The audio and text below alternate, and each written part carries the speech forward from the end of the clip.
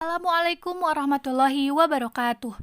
Kami dari kelompok 4 mata kuliah Psikologi Komunikasi yang terdiri dari Fahri Wahdan Mubarok, Hamiyah Husni Fadilah, Isfahani Azhar Ansori, Mahadi Kadiovani, dan Maulida Mutmainnah akan menjelaskan materi tentang faktor-faktor personal yang mempengaruhi perilaku manusia.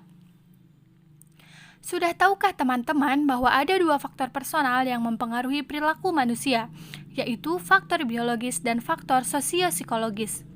Yang pertama yaitu faktor biologis.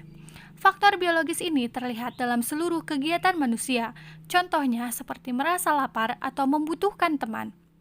Selain itu, menurut Wilson, struktur DNA manusia menyimpan seluruh memori warisan biologis yang diterima dari kedua orang tuanya, yang berarti segala kegiatan manusia termasuk agama, kebudayaan, dan moral berasal dari struktur biologisnya. Adapun pengaruh faktor biologis terhadap perilaku manusia, yaitu yang pertama adanya insting. Insting ini merupakan perilaku bawaan dan bukan pengaruh lingkungan ataupun situasi. Contohnya seperti merawat anak dan memberi makan. Yang kedua, adanya motif biologis.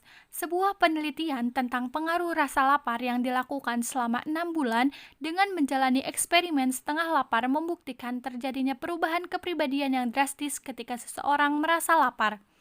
Mereka menjadi mudah tersinggung, sukar bergaul, dan tidak konsentrasi. Yang kedua adalah faktor sosio-psikologis. Faktor sosio-psikologis ini diklasifikasikan ke dalam 3 komponen.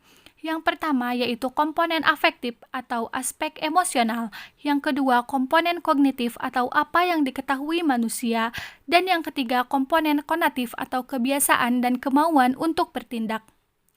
Yang pertama, komponen afektif terdiri dari beberapa motif, yaitu yang pertama motif sosiogenis atau motif sekunder. Thomas dan Florian Z mengungkapkan contoh dari motif ini, yaitu seperti keinginan untuk mendapatkan respon, keinginan mendapatkan pengakuan, dan keinginan akan rasa aman.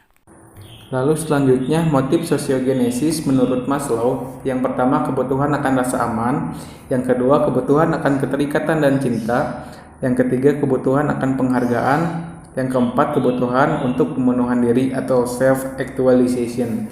Lalu menurut Herman Marx, yang pertama itu kebutuhan organismis atau motif ingin tahu, motif kompetensi, dan motif presentasi. Yang kedua motif-motif sosial seperti motif kasih sayang, motif kekuasaan, dan motif kebebasan. Lalu komponen afektif yang kedua yaitu sikap. Sikap adalah kecenderungan bertindak, berpersepsi, berpikir, dan merasa dalam menghadapi objek, ide, situasi, atau nilai. Sikap bukan perilaku tetapi merupakan kecenderungan untuk berperilaku. Sikap juga mempunyai daya dorong atau motivasi, menentukan apa yang disukai, diharapkan, dan yang diinginkan dengan mengesampingkan hal-hal yang tidak disukai, tidak diharapkan, dan tidak diinginkan. Sikap juga relatif lebih menetap. Sikap mengandung aspek evaluatif. Sikap juga timbul dari pengalaman, tidak dibawa sejak lahir tetapi merupakan hasil belajar. Lalu komponen efektif yang ketiga yaitu emosi. Emosi menunjukkan kegoncangan organisme yang disertai oleh gejala-gejala kesadaran, keperilaku, dan proses fisiologis. Contohnya ketika Anda marah atau dicemoohkan oleh orang-orang yang Anda cintai, maka Anda akan bereaksi secara emosional karena Anda mengetahui makna cemoohan itu atau Anda merasa sadar dengan kecemoohan itu. Jantung Anda akan berdetak lebih cepat, nafas terengah-engah, dan kulit mengeluarkan keringat. Itu proses fisiologis dan Anda mungkin akan membalas cemoohan itu dengan kata-kata yang lebih keras.